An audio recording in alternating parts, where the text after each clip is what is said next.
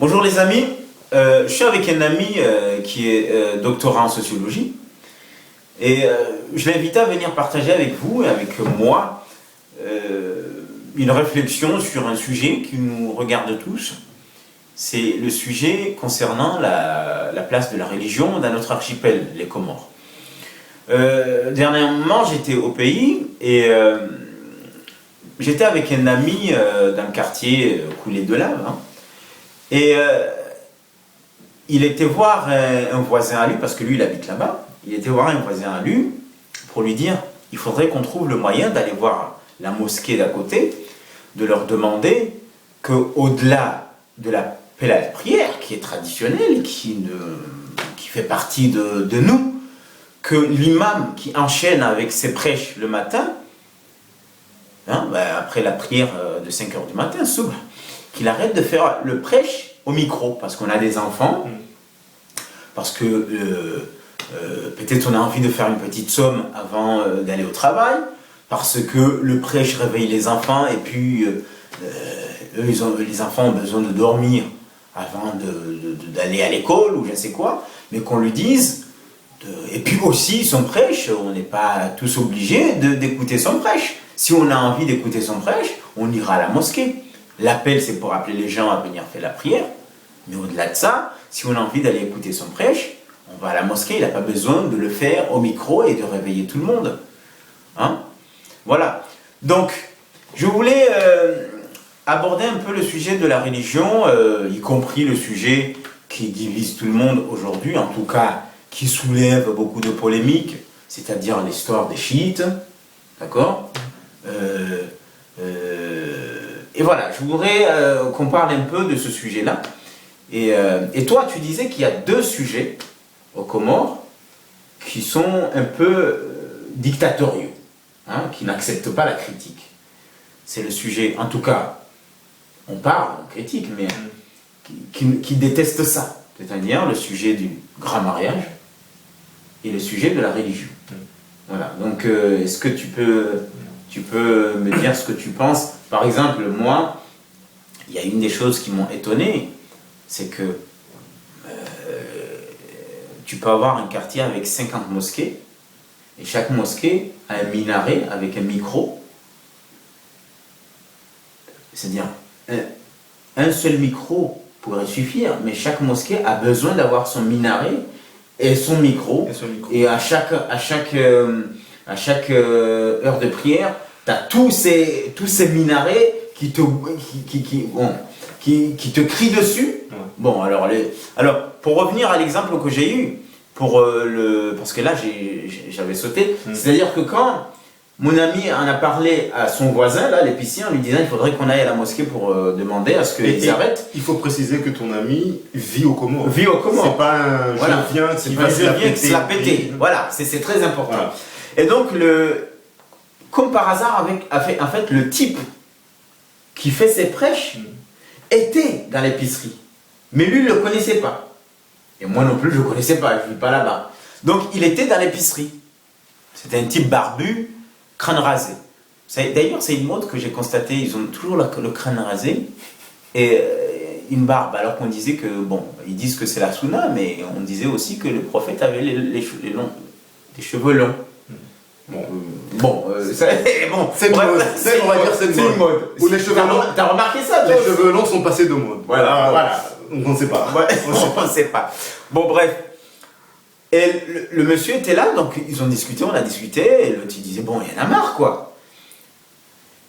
Et on repart, il y a le monsieur qui parle, qui dit, c'est moi, et pourquoi tu parles comme ça? Ou Jabari, tu parles comme tu veux. On discute, le ton monte un peu, parce que chacun donne sa position, et on repart. Et il y a 6 énergumènes.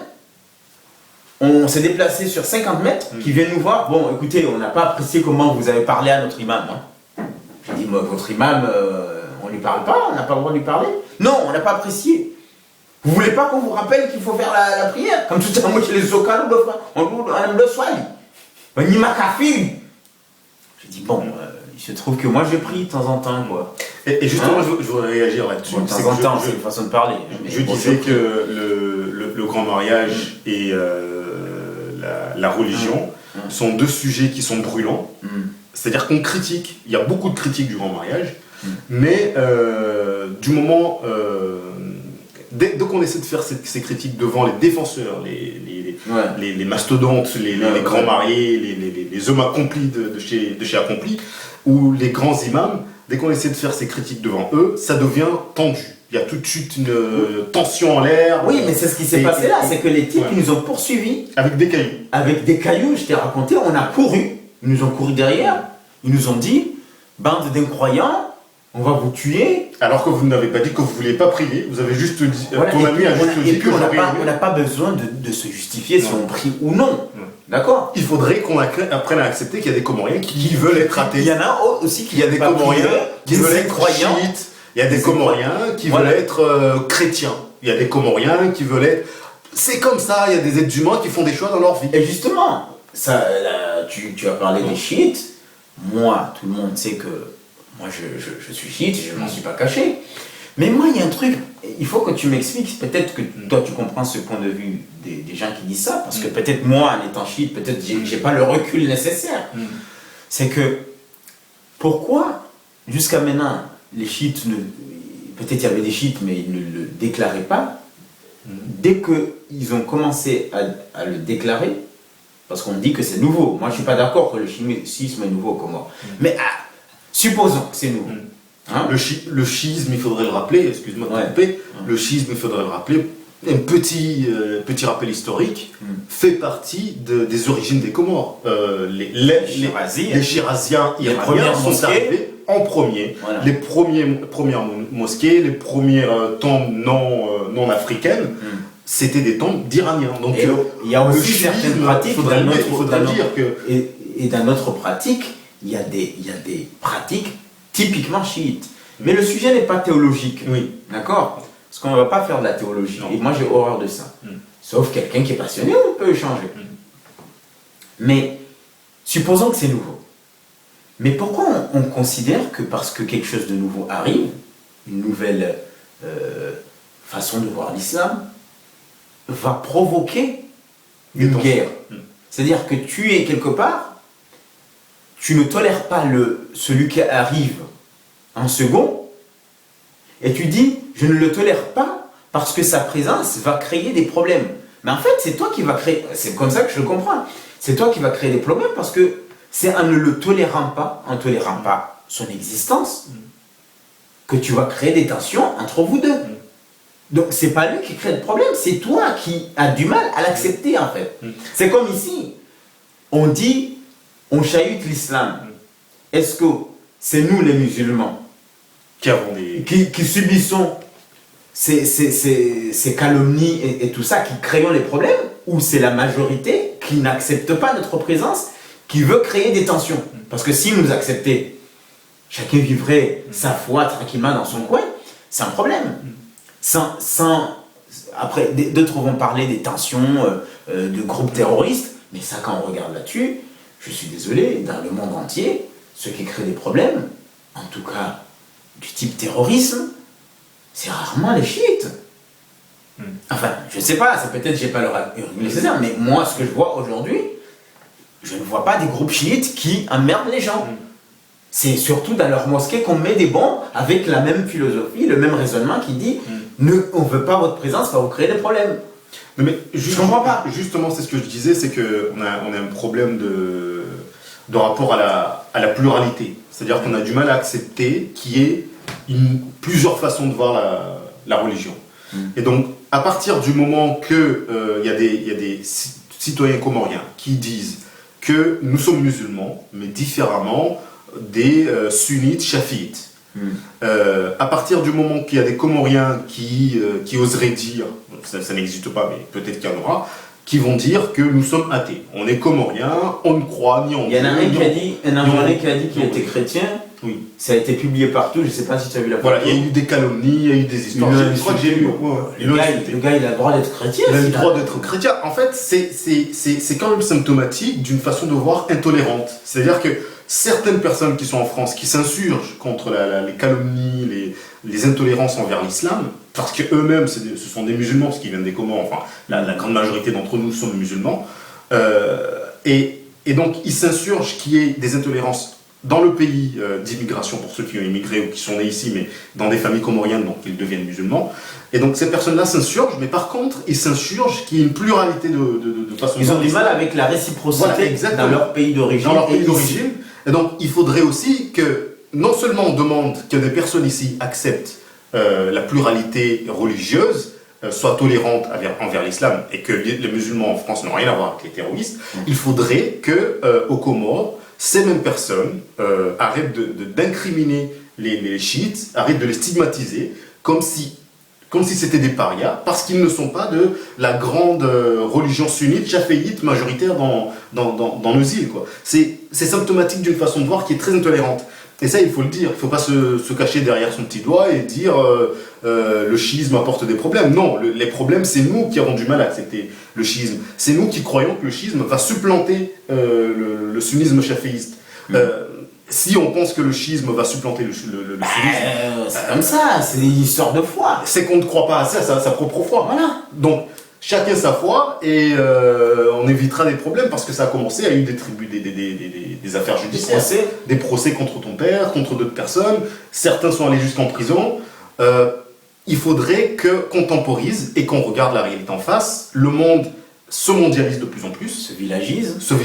On peut être aux États-Unis, avoir des nouvelles en 2 secondes d'une personne qui est aux Comores, une personne qui est aux Comores peut avoir des nouvelles d'une personne qui est au Japon. Donc, c'est logique que ces personnes-là qui s'éparpillent un peu partout dans le monde prennent des cultures qu'ils rencontrent, se retrouvent attachés à une forme une façon de voir le monde, etc. etc. C'est comme ça, les choses avancent, et il faudrait qu'on arrête de s'enfermer dans notre nombril religieux, quoi, de rejeter tout ce qui ne ressemble pas à ce qu'on a l'habitude de voir, quoi. Et je pense, et justement, on n'est pas des juristes, mais il y a dans la Constitution quelque chose qui dit l'islam est une religion d'État. Est-ce que moi, mon interprétation que j'ai fait dans mon livre, c'est que la religion d'État, c'est le gouvernement, c'est l'État. C'est l'État, c'est-à-dire on peut décider que dans ces institutions, qu'une femme doit... Tu es bien sûr que ça a été formulé comme ça, ou ça a été juste dit qu'on puisse dans l'islam, oui, comme ça. Il y a eu une réforme, il y a un truc, je sais pas quoi, juridiquement ce qu'on dit, mais justement, ils ont reformé, ils ont changé pour dire qu'on puisse dans l'islam, pour rajouter religion d'État. C'est-à-dire qu'on puisse dans l'islam, virgule, religion d'État, virgule, tout ce qui régit, maladie, blablabla. Donc, l'idée c'était de préciser que l'islam est une religion d'État. Donc, moi, mon interprétation, c'est que non seulement moi je veux pas de religion d'État, d'accord, mais même si, puisque c'est le cas, ça ne veut pas dire que tous les Comoriens doivent être musulmans. On est d'accord. C'est la religion protégée par l'État. C'est-à-dire l'État peut sortir de l'argent pour construire des mosquées, par exemple. Régir ses bureaux avec un port d'habits dits musulmans, même si je ne sais pas ce que ça veut dire. D'accord. Mais ça ne veut pas dire que tous les Comoriens... Et d'ailleurs, ça serait quand même absurde de dire que tout Comorien doit être musulman. C'est une question de foi. Comment tu peux dire à quelqu'un tu dois être musulman? Et s'il ne croit pas, il va à la mosquée juste pour pas choper pour pas prendre des contraventions. Non mais c'est ridicule. Non mais exactement. Là je vais à la mosquée pour pas prendre de contraventions. On connaît tous ces personnes qui sont en Comores, qui vivent, qui ne vont pas faire la prière, les 5 prières par jour. Ils sont au Comores, hein. Ils se baladent en Kondou pour éviter l'ostracisme. C'est la contravention comorienne. Exactement. L'ostracisme. Voilà. C'est l'amende comorienne. Au lieu, parce qu'on va dire qu'ils ont fumé, ils pètent les plombs. On connaît tous ces Comoriens qui ont une vie non musulmane, mais qui sont obligés de faire les hypocrites, de ne pas assumer leurs différences, parce qu'ils peuvent avoir des idées différentes, des idées... ça se trouve, il y a des Comoriens qui sont bouddhistes. Oui. On ne sait pas, mais ils le vivent. Ouais. Ils vivent leur spiritualité. Mais ils sont en pleine taquilla. Parce que justement, il y a des gens qui reprochent aux chiites, ils disent, eux, ils ont dit que le mensonge, c'est permis. fait, ils n'ont pas compris. C'est que depuis l'histoire de l'islam, les chiites ont toujours été opprimés.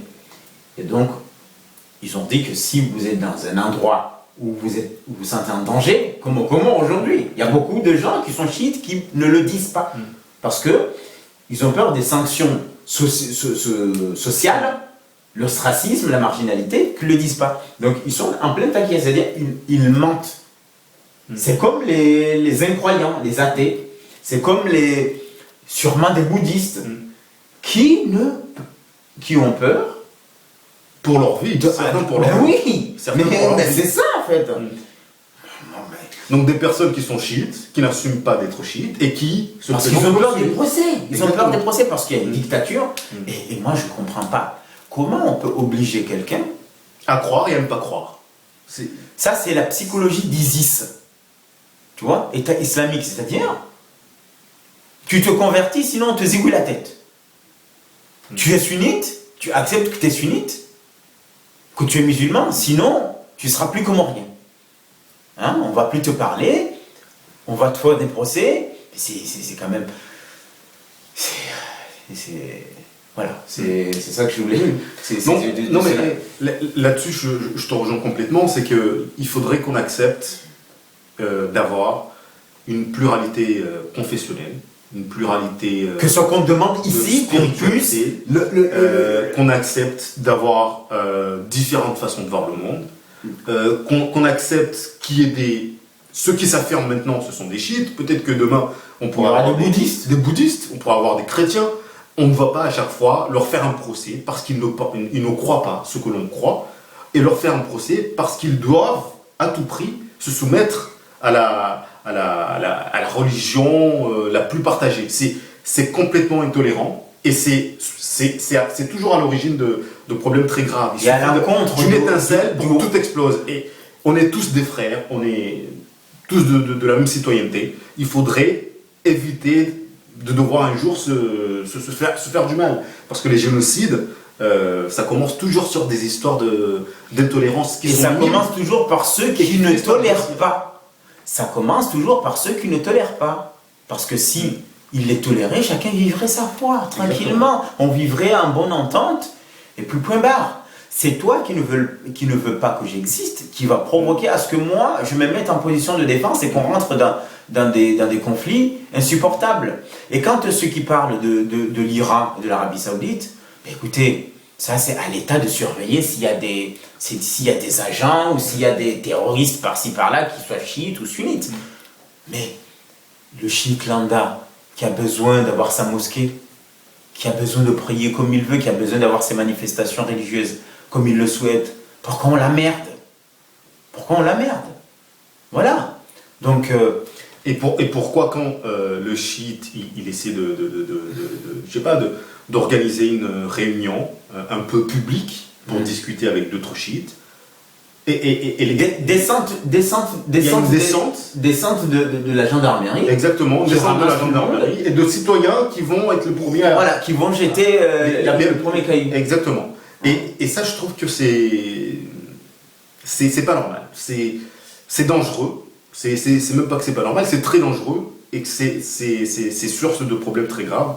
Il faudrait qu'on se ressaisisse et qu'on regarde la réalité de notre pays. Parce que notre pays, il est pluriel. Les Comores sont pluriels. Nous ne sommes pas que des sunnites, chafiites. Il faut qu'on se mette ça bien dans la tête et qu'on accepte que des chiites puissent critiquer des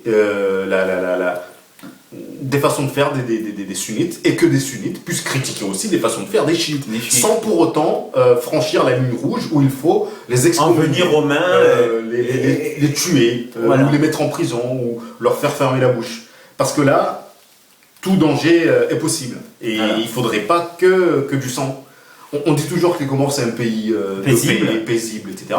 Mais on se rend compte de plus en plus qu'il y a de plus en plus de terroristes comoriens, de plus en plus d'investissement de la part des pays qui diffusent les idéologies les plus dangereuses, les plus néfastes. Quand je dis ça, je parle de l'Arabie Saoudite. Il ne faut pas qu'on se cache. L'Arabie Saoudite est le terreau idéologique de l'État islamique. L'État islamique n'est pas arrivé comme ça du jour au lendemain. Il y a une idéologie derrière. Le Qatar, l'Arabie Saoudite, l'wahhabisme, Ça n'a rien à voir avec l'islam des Comores, mais ce wahhabisme-là, avec le Qatar qui investit dans plusieurs secteurs aux Comores, ce wahhabisme-là, il est en train de s'imprégner de toute la vie sociale comorienne. Et ça, il faut le dire. Il faut le dire. Voilà, je te remercie d'avoir voulu venir parler de ce sujet avec moi. J'invite les autres intellectuels, parce que c'est leur fonction, même s'ils ne sont pas chiites, ils ne sont pas bouddhites, ils ne sont pas chrétiens, de prendre les mêmes positions, parce que tu n'es pas chiite, Je ne suis pas chiite. les mêmes positions de tolérance, les mêmes positions d'objectivité, de distance par rapport au sujet. C'est en cela qu'ils vont se montrer à la hauteur de leur intellectualisme. Voilà. Je vous remercie. Et sans doute, on va se retrouver pour une prochaine vidéo. Salut à vous. À la prochaine. À la prochaine.